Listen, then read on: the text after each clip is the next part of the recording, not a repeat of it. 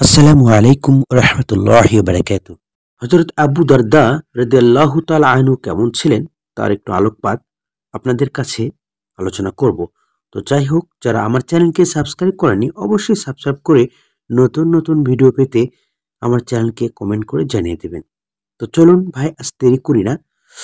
আরবের অন্যতম শ্রেষ্ঠ জ্ঞানী, অশ্বারোহী ও বিচারক সাহাবীর নাম আবু দারদা রাদিয়াল্লাহু, তার প্রকৃত নাম ওয়াইমির বা আমির। কারোর মতে আমির তার নাম, ওয়াইমির তার উপাধি, উপনাম আবু দারদা, দারদার পিতা। দারদা তার কন্যা, উপনামই তিনি বিশ্ব মুসলিমের কাছে খ্যাত। আবু দারদা রাদিয়াল্লাহু তাআলা বিজ্ঞতা সম্পর্কে খোদ রাসূল সাল্লাল্লাহু আলাইহি ওয়াসাল্লাম বলেছিলেন, ওয়াইমি তথা আবুদ দারদা আমার উম্মতের একজন মহাজ্ঞানী। রাসূল সাল্লাল্লাহু আলাইহি ওয়াসাল্লাম এই যুগে তিনি পবিত্র কোরআনে মুখস্থ করে নিয়েছেন। ইসলাম গ্রহণের আগে তিনি ছিলেন মদিনার একজন সফল ব্যবসায়ী। ইসলাম গ্রহণের পর সবকিছু ছেড়ে দিয়ে একান্তভাবে ইবাদত বন্দেগীতে আত্মনিয়োগ করেন। ইসলাম গ্রহণ: আবু দারদা রাদিয়াল্লাহু তাআলা বদর যুদ্ধের পরেই ইসলাম গ্রহণ করেন। তার পরিবারের মধ্যে তিনি সর্বশেষ ইসলাম গ্রহণ করেন। মদিনার অন্য আনসারী সাহাবের মতো প্রথম পর্বে ইসলাম গ্রহণ না করে 1 বছর পর ইসলাম গ্রহণ করেন। 1 বছর ধরে তিনি ইসলাম নিয়ে ভাবা চিন্তা করেছেন। পরবর্তী সময় বিলম্বের জন্য তিনি সারা জীবন অনুশোচনা করেছেন। তার ইসলাম গ্রহণের মাধ্যমে হয়েছিল তার জাহিলি যুগের অন্তরঙ্গ বন্ধু আব্দুল্লাহ ইবনে রাওয়া রাদিয়াল্লাহু তাআলা। ইবনে রাওয়া এর আগের ভাগে ইসলাম গ্রহণ করেন এবং বন্ধু আবু দারদাকে ইসলামের ছায়াতলে আনার জন্য আপ্রাণ চেষ্টা চালিয়ে যান। একদিন তিনি বন্ধুর বাড়িতে গিয়ে তার সাজানো প্রতিমাকে হাতুড়ি দিয়ে ভেঙে চুরমার করে চলে এলেন। প্রতিমার দুর্দর্শ প্রতিমা আব্দু দারদাকে ভীষণ উত্তেজিত করলেও কিছুক্ষণের মধ্যে তার বিবেককে দারুণভাবে নাড়া দিল। বলে ওঠেন, এই প্রতিমার মধ্যে যদি সত্যিই কোনো কল্যাণ থাকতো তবে সে নিজেকে রক্ষা করতে পারত।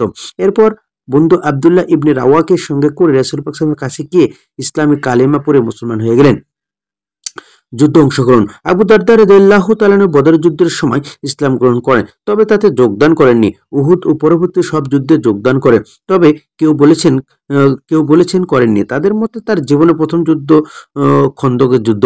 ইসলাম গ্রহণের পর রাসূল পাক সাল্লাল্লাহু আলাইহি ওয়াসাল্লাম সালমান ফার্সি এর সঙ্গে তার ভ্রাতৃত্ব সম্পর্কের প্রতিষ্ঠা করে দেন এবং কোরআনে হাদিসে শিক্ষা দেন। রাসূল সাল্লাল্লাহু আলাইহি ওয়াসাল্লাম ইন্তিকালের পর আবু বকর রাদিয়াল্লাহু তাআলা খেলাফতের আমলে তিনি মদিনায় থাকেন।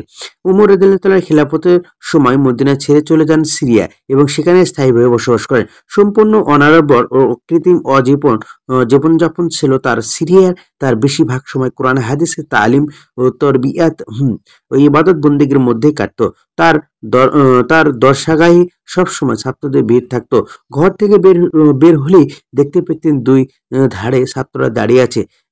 একদিন দরস শেষে গণনা করে দেখা গেল যে ছাত্রের সংখ্যা 1600।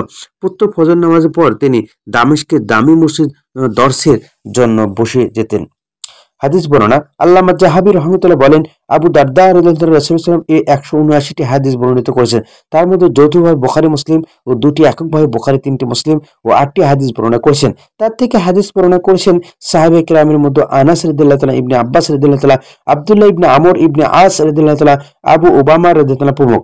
আর তাবেঈদের মধ্যে জুবাইর ইবনে নুফাইর, আবু ইদ্রিস আল খাওলানি, ইবনে জুবাইর, সাইদ ইবনে মুসাইব, আতা, আবু আব্দুর রহমান আল আসসুলামি রহমতুল্লাহ। ইন্তিকাল: আবু দারদা এর মৃত্যুর সাল নিয়ে যথেষ্ট মতবাদ রয়েছে, তবে সর্বাধিক প্রসিদ্ধ মতে তিনি হিজরি 32 সাল মোতাবেক 652 খ্রিস্টাব্দে দামেস্কে ইন্তেকাল করেন। প্রখ্যাত ইতিহাসবিদ ওয়াকিদি রহমতুল্লাহ মোতায় পোষণ করেন দামেস্কের বাবুস সগীরের কাছে তাকে দাফন করা হয় এবং তার পাশেই তার স্ত্রী উম্মাহ দারদাকে দাফন করা হয় বলে প্রসিদ্ধ আছে। ইনশাল্লাহ, আবু দারদা ছিলেন একত্র এবং তার সাহসিকতা দেখে এবং তার বিনম্র দেখে রাসূল পাক সাল্লাল্লাহু আলাইহি ওয়াসাল্লাম তাকে বায়াত দান করেন এবং রাসূল পাক সাল্লাল্লাহু আলাইহি ওয়াসাল্লাম তাকে অধিক ভালোবাসতেন এবং তিনি ছিলেন খুব দুঃসাহসী এবং কোরআন ও হাদিসের প্রতি খুবই অনড় এবং মনোযোগ দিয়ে শুনতেন। তাই আমরা চলি, অবশ্যই আমরা কোরআন ও হাদিসের উপর আমল করে তৌফিক দান করি এবং আবু দারদার মতো আমাদের জীবনযাপন করতে সাহায্য করতে পারে ইনশাআল্লাহ। আল্লাহ পাক আমাদেরকে এই আবু দারদা রাদিয়াল্লাহু তাআলা আনহুর জীবনে কিছু না হলেও আমাদের জানতে হবে যে আবু দারদা রাদিয়াল্লাহু তাআলার জীবন কাহিনী অবশ্যই আমাদের জানতে হবে।